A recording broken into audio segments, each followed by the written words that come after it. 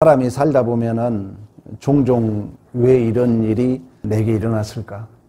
이런 일들이 있죠. 이 나라도 이제 선진국 대열에 섰다고 그러잖아요. 이제 설교도 바뀌어야 되고 여러분의 생각도 바뀌어야 되고 교회가 항상 위로만 주는 설교가 돼야 되느냐. 교인들이 맨날 받으려고만 하는 것이 아니라 위로만 받으려고 하는 것이 아니라 위로를 줄 수 있는 그러한 복된 삶이 되기를 축복합니다. 그런 의미에서 우리의 그런 존재에 대한, 우리의 인생에 대한 선진국 대열에 서면은 이제 존재에 대한 질문을 해야 되거든요. 우리나라 이제 기독교가 한계점에 왔다. 보면 알아요. 국민들의 그 정서가 감정적이고 기계적이고 수준이 아주 저급하다는 거예요. 어떻게 보면 교회에서 그렇게 가르쳐 왔지 않는가 개인적으로 생각을 하면서 우리 국민들의 어떤 그 인격을 또한 가치 사상을 업그레이드 시켜야 되겠다. 이런 작은 소망을 가져봅니다. 그러니까 우리의 인생에 왜 이런 일이 일어났을까? 인문학적으로 본다면 그걸 사건 충격이라고 그래요. 그 충격과 사건이 내 존재의 공백 또한 흔들림을 통해서 새로운 재창조의 역사를 이룬다 그러거든요. 근데 우리는 이러한 것들이 해석이 안 되니까 어떤 사건, 어떤 충격을 딱 맞이하게 되면은 우리는 일단 감정적으로 대처하려고 그러죠. 그리고 일단 우리는 이미 있는 답으로 답을 내리려고 한다는 거예요. 그러나 그 있는 답은 새로운 거예요? 과거적인 거예요? 과거적인 거라는 거죠. 이미 그걸 가부장적 힘의 원리, 익숙함이 만들어 놓은 하나의 기표라고 그러는 거예요. 그걸로 자꾸 답을 내리려고 그래요. 그러니까 더 이상 발전이 없는 거죠. 그러나 성경은 그러한 질문에 대하여 단순한 이유와 설명을 넘어서 자주 그런 얘기 하잖아요. 인생이 대답하는 인생이 되지 말아라. 그러니까 어떤 문제든지 여러분들은 금방 답을 내리려고 하지 말고 질문하라는 거예요. 왜 그랬을까? 하나님이라면 어땠을까? 그랬을 때 이제 여러분들은 선도 국가의 국민으로서 항상 위로받는 자가 아니라 더 나보다 약한 자를 위하여 위로를 주고 그들에게 격려를 주며 진정한 하나님 나라의 증인, 대리자, 주인공된 삶이 될 줄로 믿습니다. 그러니까 이러한 우리가 충격적인 왜 이런 일이 일어났을까? 종말의 징조는 앞으로 더 심해집니다. 그때 성경은 뭐냐면 단순하게 이유와 설명을 넘어서 하나님의 주권이라는 렌즈를 통해서 바라보게 한다는 것입니다. 하나님의 뜻이 무엇일까? 하나님은 왜 이랬을까? 그때 여러분들은 생각의 에너지, 그러니까 여러분들이 설교를 안 들으려고 그러잖아요. 그 말은 뭐냐면은 에너지를 소비하기 싫다는 거예요. 그래서 설교 시간에 여러분들이 들어오려면 에너지가 소비돼야 되거든요. 설교를 따라오려면 여러분들이 힘들죠. 나라가 지금 망해가는 거예요. 왜? TV에 예능만 설치고 있잖아요. 그냥 생각이 없이 웃고 즐기는 것. 그래서 교회 와도 은혜 받았다는 사람은 되게 자기 감정 약간 커트해주면 은혜 받았다고 그래요. 아무것도 남는 거 없는데. 그래서는 안 된다고 저는 생각을 해요. 우리 지금 한국의 현실을 바라보면서. 그러니까 여러분들이 그러한 왜 이런 일이 일어났을까 할 때마다 생각의 에너지, 제가 빌려오는 것입니다. 생각의 에너지를 희생하는 배짱이 있어야 돼요. 믿음이 있어야 된다는 거죠. 그래가지고 우리는 하나님께 물어봐야 될 줄로 믿습니다. 그때 우리는 또 다른 답을 찾을 수 있다는 거예요. 하나님의 주권적 렌즈로 통해서 바라보게 성경은 말씀하고 있다는 것입니다. 단순한 답을 얘기하는 것이 아니라. 오늘 성경도 마찬가지입니다. 이 창세기 25장도 이스마엘과 이삭, 에서와 야곱 이야기를 통하여 우리들이 선택과 실패, 좌절과 갈등조차도 하나님의 주권적 선택과 섭리 아래에 있음을 보여주고 있어요. 욥기 이 인류 역사는 가장 힘들게 산 고난을 당한 자가 욥이라고 그럽니다. 욥기 설교를 저는 처음부터 끝까지 했어요. 유튜브에 너무 잘 돼 있습니다. 여러분들이 아마 들어보면 그때 예배 시간은 왜 설교가 이해가 되지 않고 어려웠는데 다시 들어보세요. 30번 이상 들어보세요. 그러면 여러분의 인생이 다 풀립니다. 욥기는 엄밀히 말하면 이 창세기 때 기록했던 걸로 학자들이 봐요. 그러니까 우리의 인생의 모든 문제의 해답이 풀린다는 거예요. 한번 들어보셔야 돼요. 특히 오늘 본문에도 마찬가지입니다. 약속의 자손, 약속의 씨, 이삭의 족보를 이야기하기 앞서 이스마엘의 족보를 먼저 이제 제시함으로 하나님께서 이삭에게 주어진 약속이 얼마나 확실한가를 보여주고 있는 거예요. 다시 말하면 하나님은 쉽게 말하면 진짜 아들이 있는데 가짜 아들 이야기를 먼저 하는 거예요. 그러면서 이 가짜 아들에게도 이렇게 복을 주었다면은 우리에게는 얼마나 더 확실한 복을 줄 것인가를 우리에게 말씀하고 있다는 것입니다. 그래서 12절부터 18절까지 하나님의 약속은 약속의 혈통 밖에 사라의 여종 하갈의 아들 이스마엘에게도 이루어진다는 걸 얘기해 주고 있어요. 하나님의 약속의 씨는 이삭이거든요. 왜? 하나님이 약속한 그 후손이 바로 이삭이니까. 근데 그걸 못 믿어서 아브라함이 하갈을 통해서 출생한 자가 누굽니까? 이스마엘이잖아요. 근데 하나님은 오늘 본문에 이 약속의 씨 이삭의 계보를 기록하기에 앞서서 언약 밖에 있는 이스마엘의 족보를 먼저 소개합니다. 12절에 사라의 여종 애굽의 하갈이 아브라함에게 낳은 아들 이스마엘의 족보는 이러한다. 그러면서 그 아들 12명을 소개하면서 그들 역시 그 족속대로 12 지도자이었더라 얘기를 해요. 근데 이러한 약속은 이미 하나님께서 이 이스마엘은 약속의 계승자, 하나님의 언약의 계승자가 아니었지만 하나님께서 이미 하갈에게도 동일한 약속을 했어요. 우리 창세기 한번 찾아볼 거예요. 16장으로 한번 가볼래요? 16장으로 가봅니다. 16장 10절 여호와의 사자가 그에게 이르되 내가 내 씨를 크게 번성하여 그 수가 많아 셀 수 없게 하리라. 17장 20절도 마찬가지입니다. 이스마엘에 대하여 내가 내 말을 들었나니 내가 그에게 복을 주어 그를 매우 크게 생육하고 번성하게 할지라. 그 12두령을 낳으리니 내가 그들을 큰 나라가 되게 하려리라. 하나님의 약속이 다 성취된 거예요. 그러니까 하나님은 언약 밖에 있는 자에게 약속한 것도 다 이룬다는 거예요. 그렇다면 성경에 얘기하잖아요. 공중의 새를 봐라, 들의 피카파를 봐라, 심지도 않고 거두지도 않고 먹고 마시지 않느냐, 하물며 너희일까 보느냐. 또 마태복음 7장에 그러잖아요. 구하라 구할 것이요 찾으라 찾을 것이요 두드려 열릴 것이다. 생선을 달라는 자에게 뱀을 줄 자 없고 떡을 달라는 자에게 돌을 줄 자 없다. 악한 자라도 좋은 것으로 자식에게 줄 줄 알거든. 하물며 하늘에 계신 너희 아버지께서. 그러니까 지금 언약 밖에 있는 자들을 하나님께서 소개하면서 하나님의 약속대로 이루어지고 있다면 우리 언약 안에 있는 우리들에게는 더 하나님의 약속이 철저하게 이루어질 수밖에 없는 줄로 믿습니다.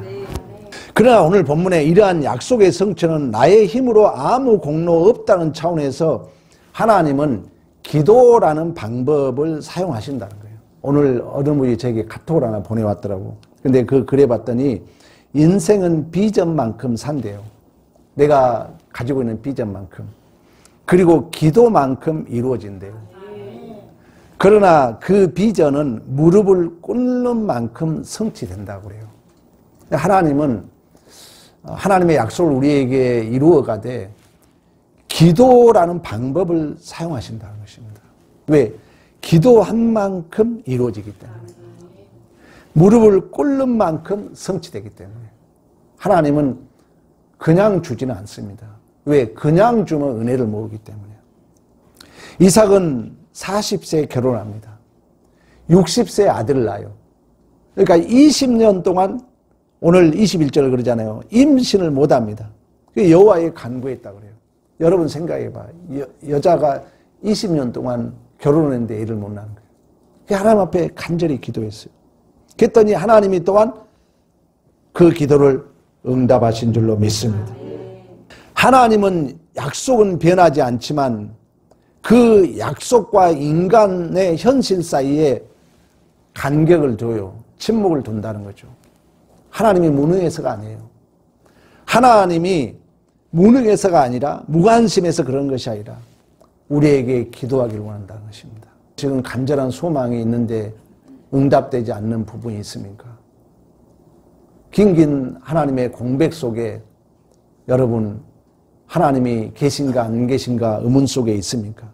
하나님은 기도를 통하여 그 하나님의 일을 이루어 가신 줄로 믿습니다. 히스기야가 아수르의 침공을 앞두고 병들고 아들은 므낫세는 어린 나이에 눈물로 기도하잖아요.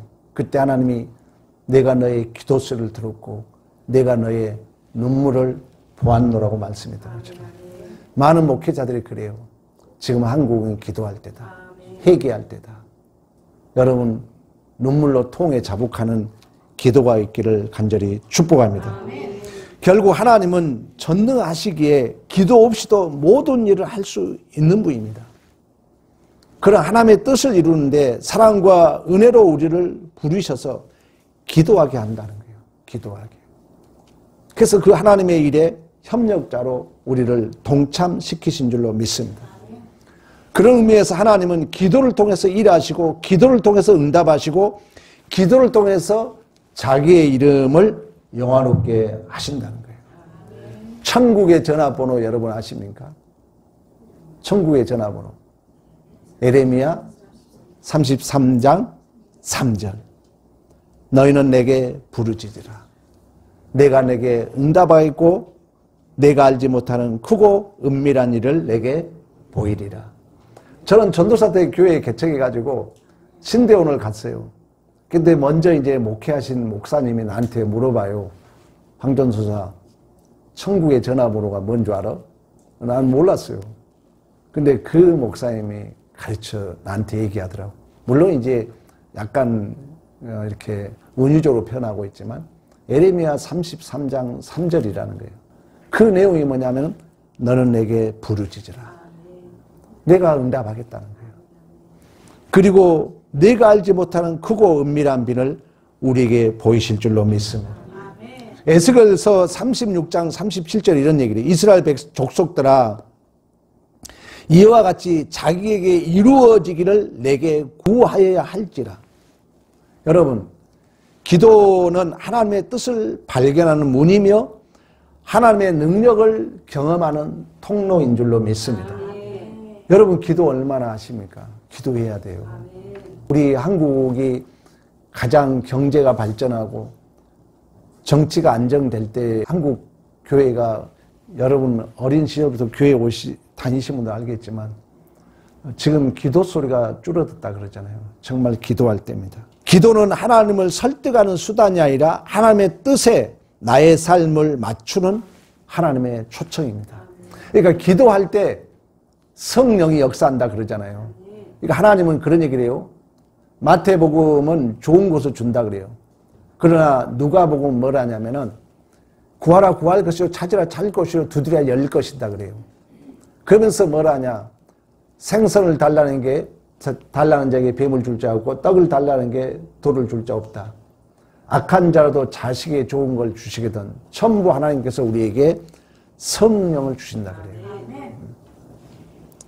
기도는 이처럼 하나님의 일하심을 위한 우리 열차가 뭘 타고 가요?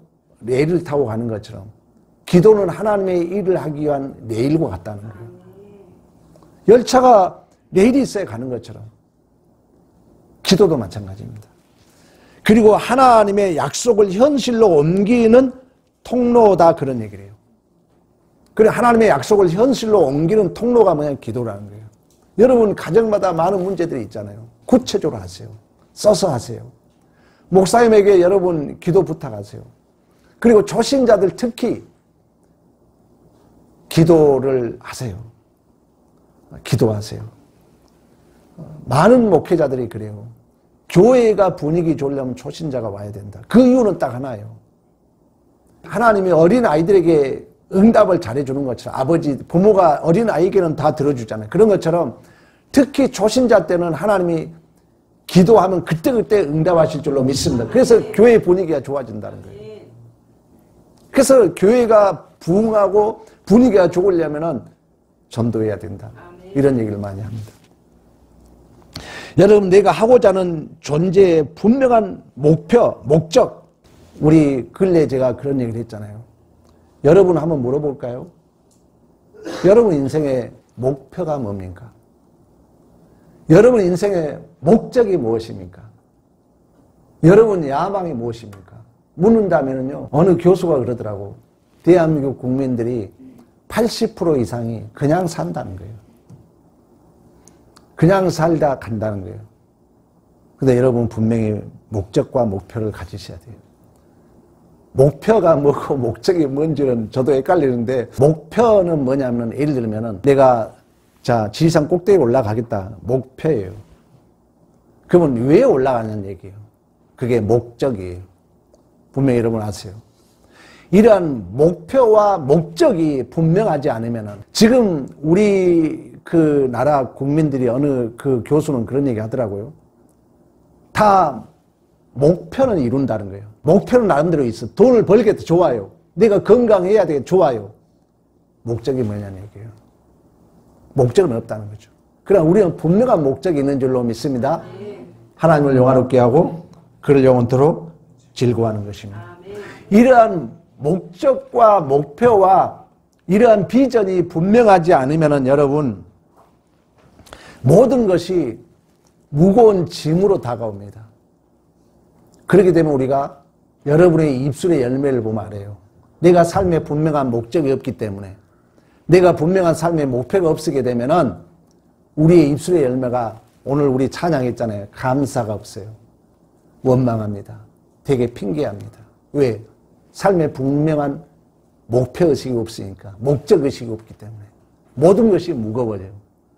그러나 분명한 목표와 목적을 가지고 살게 되면은 굳고 짧게 산 삶, 그리고 내 인생이 확연하게 보인다는 거예요. 내 인생이 확연하게 보이기 때문에 자신이 있어요. 가벼워요. 그러나 이러한 분명한 목표와 목적이 없으면은 내 인생이 다 무거워요. 왜? 안 보이니까. 불안해요. 그래서 이제 그걸 떠넘기게 되고 도망치는 인생을 살게 된다는 것입니다. 분명한 여러분 목표와 목적을 가지고 기도하여서 응답받는 믿음의 승리가 있기를 간절히 축복합니다. 이처럼 하나님의 기도는 반드시 우리에게 응답을 합니다. 그러나 그 결과는 하나님의 절대 주권적 선택과 섭리에 있다는 것을 오늘 본문에 우리에게 말씀해 주고 있어요. 왜 그러냐면 이제 이 이삭이 40세에 결혼합니다. 근데 애를 20년 동안 못 낳는 거예요. 얼마나 힘들었겠어요. 그래서 하나님 앞에 간절히 기도했더니 하나님이 그 기도를 응답하시고 60세 아들을 줬다, 오늘 본문에 얘기하고 있잖아요. 근데 그 자녀를 줬는데 쌍둥이를 임신한 거예요. 근데 이 쌍둥이를 이제 20년 만에 가졌는데 이들이 뱃속에서 서로 뭐 했다고 그래요? 싸운 거예요. 그래서 다시 기도하죠. 내가 어찌할꼬 여호와께 묻습니다. 그때 하나님이 뭐라 하냐면은 이 족속이 저 족속보다 강하고 23절 큰 자가 작은 자를 섬기리라. 그러니까 우리 잘 알고 있잖아요. 에서와 야곱 얘기. 에서는 털이 많아가지고 이름을 에서라 그랬습니다. 야곱은 그 형 에서의 발꿈치를 잡았다 해가지고 그 이름을 야곱, 약탈자라 그런 얘기를 하잖아요. 근데 이미 이들은 태어나기 전에 오늘 본문에 그러잖아요. 하나님의 주권적 뜻대로 작정되었다 그러잖아요. 큰 자가 작은 자를 섬기리라 말씀합니다. 또한 이러한 그들이 태중에서부터 싸우는 갈등이라는 것은 여러분, 우리의 인생은요, 수없는 갈등 속에 있는 거예요. 성경은 그걸 보여주고 있어요. 가인과 아벨, 아브라함과 롯, 아브라함의 아들 중에 이스마엘과 이삭, 요셉과 그 형제들, 다윗과 사울, 또 다윗과 그의 자녀들. 그런데 그 갈등은 아까 얘기했던 것처럼 갈등이 있다는 것은 내가 새로운 사건을 직면했다는 뜻이거든요. 우리는 이미 다 알고 있잖아요. 새로운 그 사건에 직면했다는 것은 나에게 긍정적으로 보면 여러분 힐링의 시간이잖아요. 일탈에서 벗어나기 때문에. 또 더 긍정적인 것은 내가 새로운 사건에 직면했다는 것은 내가 더 깊어질 수 있는 명예로운 기회인 줄로 믿습니다. 그때 우리는 아까 얘기했잖아요. 공백과 흔들림 또한 없음을 경험한다는 거예요. 그리고 이러한 갈등을 통해서 우리 구속사예요. 우리는 늑탈당해요. 침노당해요. 찢겨져요. 그게 언약이란 뜻이거든요. 그러니까 우리에게 주어진 모든 갈등은 분명히 하나님의 택함 받은 백성은 모든 것이 협력하여 선을 이루어 가실 줄로 믿습니다. 자, 그때 이러한 구속사를 품고 있기 때문에 그때 우리가 해야 할 일은 뭐냐면은 말씀과 보혜사 성령 하나님의 도우심을 구해야 된다는 거예요. 이제 결국 우리 오늘 본문에 보지 않습니까? 하나님이 야곱은 복종해서 선택했어요. 에서는 이미 버림받은 자예요. 큰 자가 작은 자를 섬기라 말씀하고 있지 않습니까? 그래서 이 장자권을 이 에서는 결국 자기의 배고픔으로 인하여 그 장자권의 명분을 가볍게 여기고 팔아먹어버려요. 그러나 야곱은 발 뒤꿈치를 잡는 자, 약탈자, 간사한 자 이런 별명을 가지고 있잖아요. 그리고 아버지부터 별로 사랑을 못 받은 자였어요. 그러나 이미 야곱은 태중에서 복받은 자로 선택을 받았기 때문에 말씀과 성령이 그를 붙드시고 끝까지 다듬어서 이스라엘 하나님의 자녀로 만들어 가신 줄로 믿습니다. 여러분, 믿음이 없으면 내가 깊어지고 내가 넓어지기 위한 임계점이라고 그래요. 물은 100도에 끓잖아요. 하나님은 우리에게 갈등을 조성해 줍니다. 우리에게 흔들림을 줘요. 우리에게 공백을 줘요. 왜? 우리는 다 고정관념에 사니까. 죄라는 건 뭐라 했어요? 선악과에 갇혀 사는 거예요. 근데 하나님은 자꾸 이제 우리의 진정한 충격은, 최고의 충격은 뭐예요? 예수 그리스도의 십자가의 죽음과 부활의 사건이죠. 그걸 예시된 사건들이 우리에게 자꾸 와요. 와가지고 우리를 흔들죠. 그래서 하나님은 우리에게 임계점에 직면하게 됩니다. 쉽게 말하면 여러분의 인생의 최전선에 직면하게 된다는 거예요.